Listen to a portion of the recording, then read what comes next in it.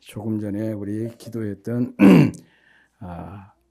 민태 집사님 기도 중에도 나왔고, 또 제가 광고에 했던 대로 오늘은 종교개혁 507주년이 되는 날입니다. 1517년 10월 31일 루터가 비텐베르그 대학 정문에 95개 조항의 글을 붙였었는데, 이것이 소위 말하면 종교개혁을 이게 하나의 불씨가 도화선이 되었습니다. 이렇게 루터가 종교개혁을 일으키기 전에도 교회사를 보면 여러 번의 이런 개혁적인 시도들이 있었어요. 물론 그런 시도들이 다 실패로 끝이 났습니다. 그리고 또 루터가 이 개혁을 일으키기 100년 전에 체코에서 있었지만 이 역시 좌절이 되고 말았습니다. 거대한 로마 가톨릭 세력에 압도를 당하고 말았던 것입니다. 바로 이 체코에서 종교 개혁을 시도했던 사람이 누구냐? 얀 후스라고 합니다. 한번 보내요. 바로 이분이에요. 이번 북유럽 지역 그리고 발칸반도 지역의 교회와 문화 탐방을 우리 동시찰에서 다녀왔었는데, 둘째 날이죠. 어찌 보면 우리가 탐방에 가장 첫 번째로 찾았던 곳이 바로 이 체코에 있는 얀 후스의 종교 개혁의 발자취를 이렇게 한 이틀 동안 찾아다니는 그런 시간, 탐방하는 그런 시간을 가졌습니다. 이 후스라고 하는 사람은 앞서 말씀드린 대로 체코 출신이고 체코 프라하 대학의 총장이고 또 당시 로마 가톨릭 교회의 신부였습니다. 그리고 학자였습니다. 그런데 그는 천주교 신부이면서도 모국어인 체코어로 설교를 했고 성경도 체코어로 번역을 했어요. 그가 섬겼던 교회도 이번에 다녀왔습니다. 베들레헴 교회라 해서 그 앞에서 단체 사진도 찍고 그랬는데, 여기에서 약 한 5년 동안 체코어로 설교를 하고 또 성경도 번역을 했던 그런 분인데, 이것을 로마 가톨릭에서 싫어해가지고 설교권을 박탈을 시켜버려서 거리로 나와서 거리에서 설교를 하고 그랬습니다. 사실 우리가 잘 알고 있는 대로 중세 천년은 소위 말하면 거대한 가톨릭 왕국이었습니다.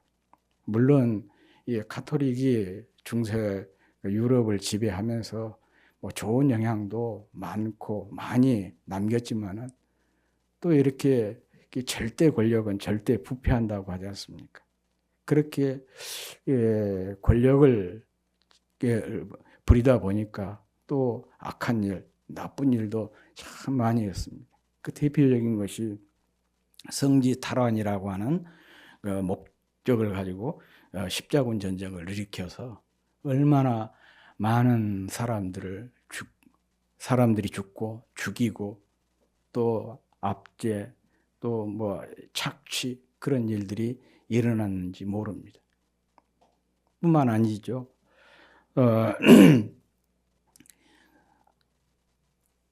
가톨릭 교리에 위배가 된다. 그렇게 해서 마녀 사냥을 한다든지 또 이단이라고 이렇게 덧씌워서 그들에게 끔찍한 처형을 자행을 했어요. 여러분들이 인터넷에 들어가면 중세 기독교 유럽에서 기독교인들을 소위 말하면 이단자들을 이렇게 처형했던 처형의 도구들이 나오거든요. 그런 것을 보면 정말 상상할 수 없는 그런 끔찍한 일들을 사형 도구를 통해서 사람들을 처형한 그런 도구들이 소개가 되고 있습니다. 이 후스라고 하는 개혁자도 그 중에 한 사람이었습니다. 예, 뭐 여러 가톨릭의 나쁜 악한 행위들이 있지만은 특별히 우리 신앙 안에 성도들의 신앙에 아주 나쁜 영향을 미쳤던 것 중에 하나가 이 라틴어를 하나님께서 주신 신성한 언어다.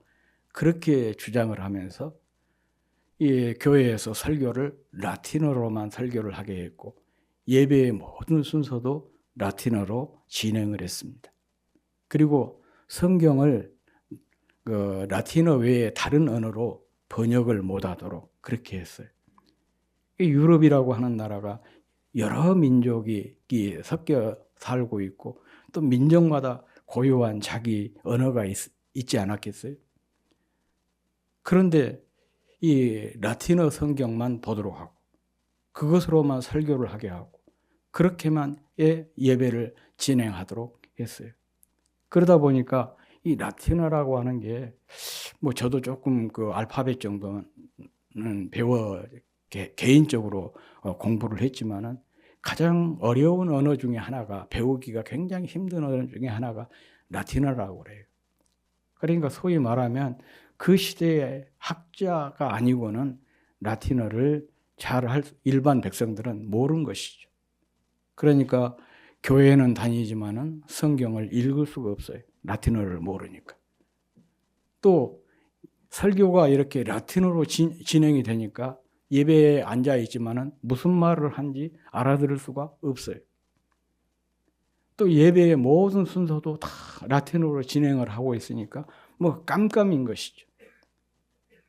그러다 보니까 이 성도들의 신앙이 올바른 성경적인 신앙으로 자리를 잡지 못하고 거의가 다 이렇게 미신화 되어버리고 그야말로 성경은 교회와 사제의 독점물이 되고 그것을 가지고 교회를 권력을 휘둘렀던 것이죠. 그래서 그 시대에 양심이 있는 또 깨어있는 그런 성도들은 그런 학자들은 신부들은 이 점에 대해서 깊이 고민을 하게 된 것이죠. 그 중에 한 사람이 바로 이 후스였습니다. 그래서 이분은 어쨌든 성도들에게 들리는 설교를 해야 된다. 또 들리는 예배가 돼야 된다. 그래서 체코 자기 모국어로 설교를 하고 모국어로 예배를 인도하고 그리고 자기 모국어인 체코어로 성경을 번역을 했습니다. 이런 일뿐만 아니고 또 교회가 이렇게 백성들을 성도들을 우민화시켜 가지고 참 또 한 가지 나쁜 짓 중에 하나가 면죄부를 판매를 한 거예요. 돈을 주고 면죄부를 사게 해서 이 면죄부를 사면은 자신의 죄가 없어진다는 거죠. 그리고 더 많은 돈을 주고 그 면죄부를 사면 그 죄가 자신의 죄뿐만 아니라 이미 돌아가신 조상의 부모의 죄도 사라져서 연옥에 있는 부모가 천국으로 간다. 그런 괴상한 논리를 펴면서 면죄부 판매를 하게 됐어요. 그러니까 이 양심이 있고 올바른 성경을 알고 있는 이 후스의 입장에서는 이런 모습을 용납할 수가 없었던 것이죠. 그래서 이 죄를 사해 주는 것은 주시는 분은 하나님밖에 없고 면죄부를 판매하는 것은 가룟유다와 같은 일이다. 그렇게 비판을 했어요. 예수님의 제자 중에도 한 명이 배신자가 있었는데 교황청에라도 그런 배신자가 없어라는 법이 없다. 이런 말과 행동이 교황청을 굉장히 심기를 건드렸던 것이죠. 왜냐 그러면 당시 교황은 죄가 없다. 그것을 강조를 했거든요. 교황의 권위, 교회의 권위는 성경의 권위를 압도했어요. 그게 중세시대의 가장 심각한 문제 중에 하나였습니다. 그런데 이런 문제를 후스가 건드리게 된 것이죠. 그러니까 막강한 힘을 가진 교황청이 가만히 있을 리가 없었어요. 그래서 후스를 죽이기로 결정을 하고, 그래서 1515년 7월 6일 화형에 처하게 됩니다. 체코 사람들이 후스를 참 굉장히 하나의 종교인으로 바라본 것이 아니고 민족의 지도자, 우리나라로 같으면 김구와 같은 그런 분으로 이렇게 추앙을 하고 있어요. 그래서 그가 죽었던 7월 6일이 국가 기념일로 정해서 지키고 있는 것을 보았습니다. 후스가 그 악마가 그려진 모자를 쓰고 화영장으로 가면서 그 가는 동안에 그는 계속해서 말씀을 암송을 했다고 합니다. 시편 20편과 21편을 암송했고, 그리고 이렇게 말했습니다. 교황을 비롯한 교회와 세속 권력이 지금 나에게 이단 모자를 씌웠지만 주님께서는 나에게 황금의 관을 머리에 씌우셨다. 나를 지금 벌주는 자들을 용서해 주십시오. 이렇게 또 주님께 기도를 했어요. 마치 골고다 언덕을 오를 때에 예수님의 모습을 연상시키는 그런 장면입니다. 그리고 그는 이렇게 기도를 했습니다. 사랑하는 예수님, 주님의 말씀과 복음을 위해 이 잔인하고 끔찍한 죽음을 겸허히 받아들이고 잘 견디게 해 주십시오. 주님의 복음과 말씀을 위해 이 끔찍하고 수치스럽고 잔인한 죽음을 매우 인내하고 겸허하게 견디고 싶습니다. 죽음도 생명도 그 외에 어떤 것도 저를 주 예수 그리스도의 사랑에서 분리시킬 수 없을 것을 확신합니다. 마치 로마서 8장 후반절에 나온 바울의 고백과 같은 그런 고백을 이 죽음 앞에서 드렸습니다. 어쨌든 후스의 종교 개혁은 그의 죽음으로 끝이 났습니다. 물론 후스가 순교당한 후에 그의 정신을 이어받은 소위 우리가 역사적으로 후스파라, 그런데 그 사람들이 종교 개혁을 계속해서 이어갔지만은 거대한 그 로마 카톨릭의 세력의 역부족이었습니다. 그 체코의 구시가지의 중심 틴 광장이 있는데 그 틴 광장에 틴 교회라고 있어요. 한번 보여주십시오. 바로 이게 틴 교회인데 이 교회가 후스파의 근거지였습니다. 그래서 한 15년 정도 그 로마 카톨릭과 그 신앙의 자유를 위해서 싸웠던 하나의 근거지가 바로 이 틴 교회고, 이제 그 뒤에 후스의 동상이 세워지게 되는데 이 후스가 자기 그 따르는 추종자들이 그 마지막까지 투쟁을 했던, 신앙의 자유를 위해서 투쟁을 했던 교회를 이렇게 바라보고 있는 그런 모습의 동상을 구시가지 틴 광장에서 볼 수가 있었습니다. 후스가 죽기 전에 남긴 유명한 말이 있습니다. 이 후스라고 하는 이름의 체코어로 이런 뜻이라고 해요. 거위라고 한답니다. 그러면서 그가 이렇게 말했습니다. 너희는 지금 거위를 죽인다. 그러나 100년 뒤에는 죽일 수도 삶을 수도 없는 백조가 나타날 것이다. 거위인 자기는 이렇게 힘없이 죽어가지만 앞으로 100년 후에 죽일 수도 없고 삶을 수도 없는 백조가 나타나게 될 거다. 그런데 이 예고는 그대로 적중이 됐습니다. 정확하게 후스가 이렇게 죽고 102년 후에 독일에서 마틴 루터가 일어나서 종교개혁을 드디어 성공시켰어요. 결과적으로 100년 전에 후스가 죽으면서 이 루터의 등장을 예언하는 셈이 되었습니다. 그리고 루터뿐만 아니라 이제 100년 후에 프랑스에서는 장 칼뱅, 또 스위스에서는 율리 쯔빙길리 이런 개혁자들이 일어나서 종교개혁에 불을 지폈고, 이것이 전 유럽으로 들불처럼 번져가서 종교개혁이 성공할 수가 있었습니다. 100년 전에 떨어진 개혁의 씨앗이 100년 후에 싹이 나고 꽃을 피워서 열매를 맺게 된 것입니다. 그래서 소위 말하면 우리 개혁교회가 탄생하게 된 것이에요. 그러니까 오늘이 이 10월 마지막 주일이 우리 개혁교회의 생일과 같은 날인 거예요. 그러니까 참 의미가 깊은 것이죠. 오순절이 교회의 탄생일이라고 한다면 또 이 10월 마지막 주일은 우리 개혁교회의 탄생일과 같습니다. 주님께서 요한복음 12장 24절에서 이렇게 말씀하셨어요. 한 알의 밀알이 땅에 떨어져 죽지 아니하면 한 알 그대로 있지만 땅에 떨어져 땅에 썩으면 많은 열매를 맺으리라.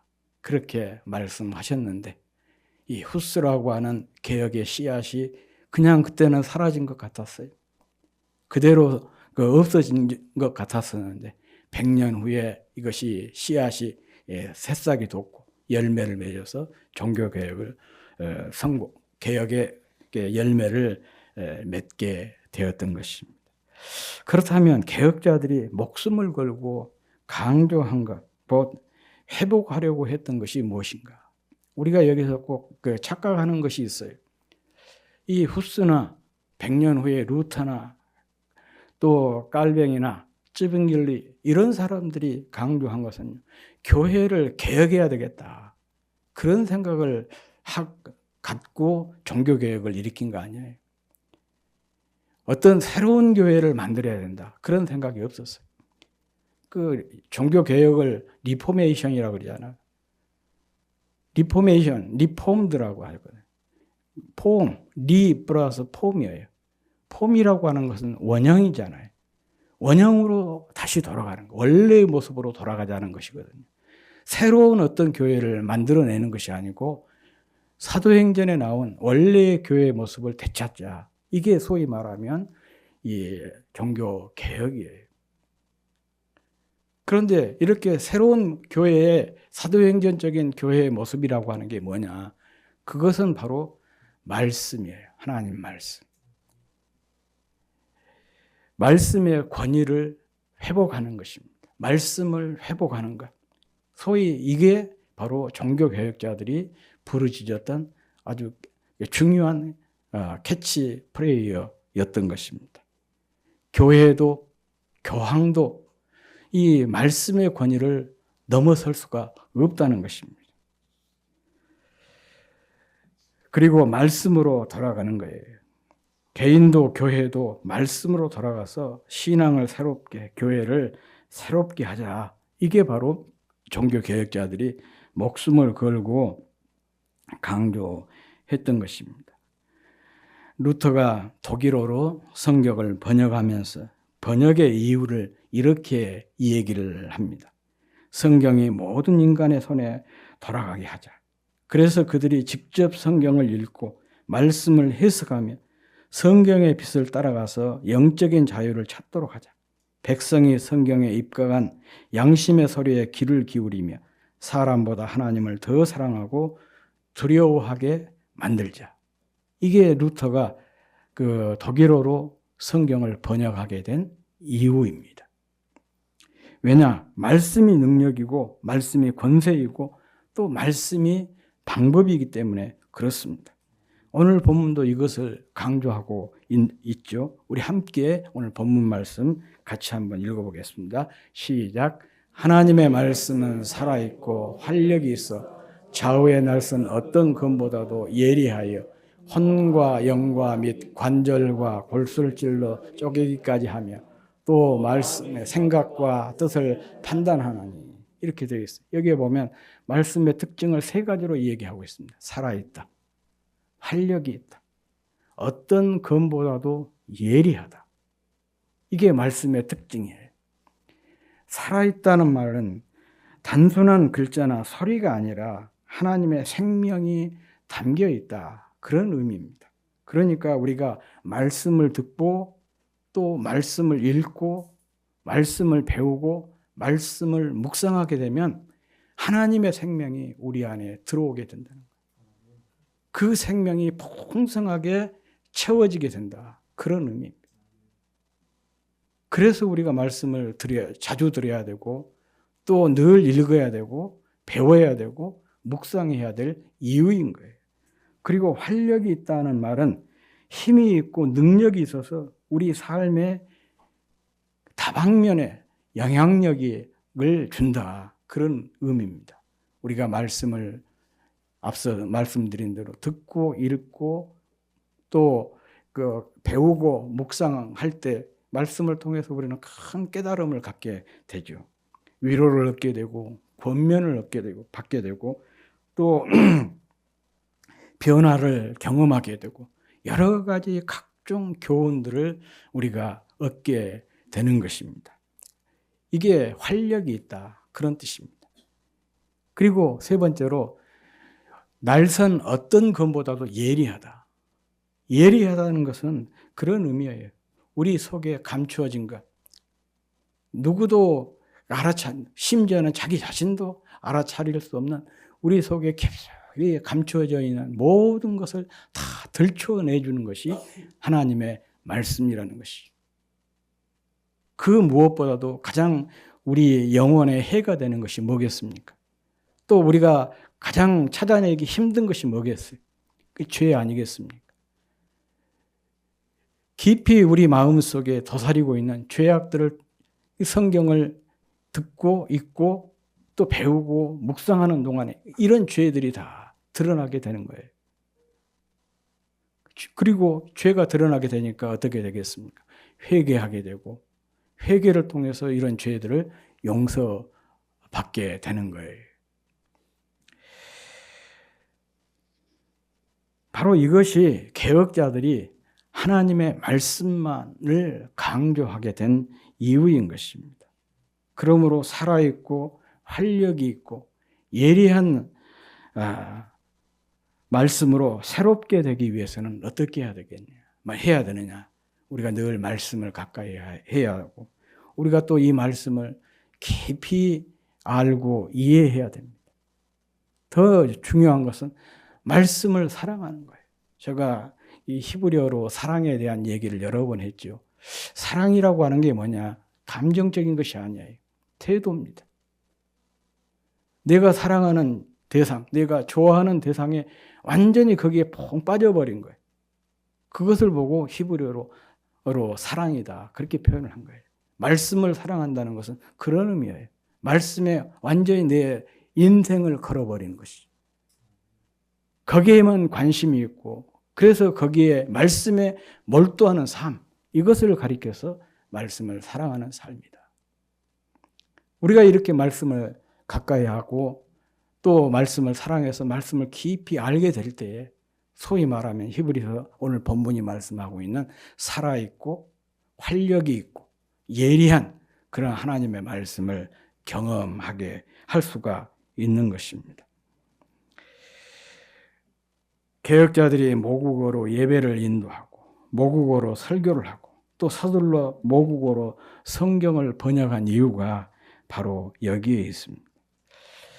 이런 사상이 후스를 기념하는 동상 아래 그가 남긴 문구에서 잘 드러나고 있어요. 이게 후스의 동상인데 멀리 있어가지고 잘 안 보이죠. 그 기단에 보면 이런 글이 기록되어 있습니다. 신실한 그리스도인이야. 진리를 찾으라. 진리를 들으라. 진리를 배우라. 진리를 사랑하라. 진리를 말하라. 진리를 가까이 하라. 죽기까지 진리를 증언하라. 이런 말이 그 후스의 동상 기단에 기록이 되어 있습니다. 제가 체코를 모르니까 읽을 수는 없었지만은 아무튼 저 동상을 한 두어 바퀴 이렇게 돌았어요. 그걸 돌다가 우리 팀에서 벗어나서 잠시 제가 낙오가 된 그런 일이 발생을 했었는데 이게 후스의 동상을 한 두어 번 이렇게 쭉 돌았습니다. 그 기단에 이제 기록된 그 글에 대해서는 제가 이미 알고 갔죠. 그래서 아무튼 묵상을 잠시 동안이지만 묵상하는 시간을 가졌었는데, 여기서 이 후스가 말한 진리가 무엇일까요? 이 진리라고 하는 것은 바로 하나님의 말씀을 뜻하는 것이죠. 그 말씀이 육신으로 우리에게 오신 예수 그리스도를 의미한 것입니다. 바로 이것을 우리가 뭐라고 얘기합니까? 복음이라 그렇게 얘기한 것이죠. 그래서 이 동상 기단에 그런 의미인 거예요. 소위 말하면 후스가 강조한 것은 신실한 그리스도인이에요. 복음의 진리를 찾으라. 복음의 진리를 들으라. 복음의 진리를 배우라. 복음의 진리를 사랑하라. 복음의 진리를 말하라. 복음의 진리를 지키라. 죽기까지 복음의 진리를 증언하라. 그런 의미인 것입니다. 그가 브레타 죽으면서까지 후스의 동상을 유심히 보면은요, 이 사진에서는 잘 보이지 않는데 그의 손에 뭐가 들려 있냐? 하나님의 말씀인 성경이 들려 있습니다. 말씀을 사랑하고 말씀을 지키고 죽기까지 말씀을 증언했던 그의 삶을 보여주고 있는 것이죠. 이것이 바로 모든 성도가 추구해야 될 삶의 태도입니다. 적어도 우리는 개혁된 교회의 성도들 아니겠습니까? 개혁된 교회의 성도들은 이 후스가 추구했던 그런 삶, 말씀을 사랑하고 말씀을 지키고 죽기까지 말씀을 증언하는 이런 삶이 바로 개혁교회, 개혁된 교회를 다니고 있는 성도들이 가져야 될, 또 추구해야 될 삶의 태도인 것이죠. 우리가 이렇게 말씀에 집중된 삶을 살아갈 때 우리 안에서 개혁의 바람이 일어나게 될 것이고, 또 우리 교회 안에 개혁의 바람이 불게 될 것입니다. 그리고 이것은 그 교회 밖을 넘어서 세상을 변화시키는 그 변화의 주도적인 역할을 하는 사람들이 교회가 되고 성도가 될 것입니다. 불지 않는 바람은 바람이 아니라고 합니다. 개혁교회는 날마다 개혁하는 교회, 이게 바로 개혁교회의 그 본질이라, 그렇게 칼뱅이 이 얘기를 했습니다. 우리 안에서 날마다 이 개혁의 바람을 불러일으키는 방법이 어디에 있느냐? 하나님의 말씀에 있습니다. 말씀을 사랑하고 말씀을 지키고 목숨 걸고 이 말씀을 증언할 때 우리 안에서 개혁의 바람이 일어나게 될 것이고, 또 우리 교회가 그 개혁의 주체가 될 것입니다. 이런 삶을 우리와 우리 교회가 살아낼 수 있기를 주의 이름으로 축복합니다.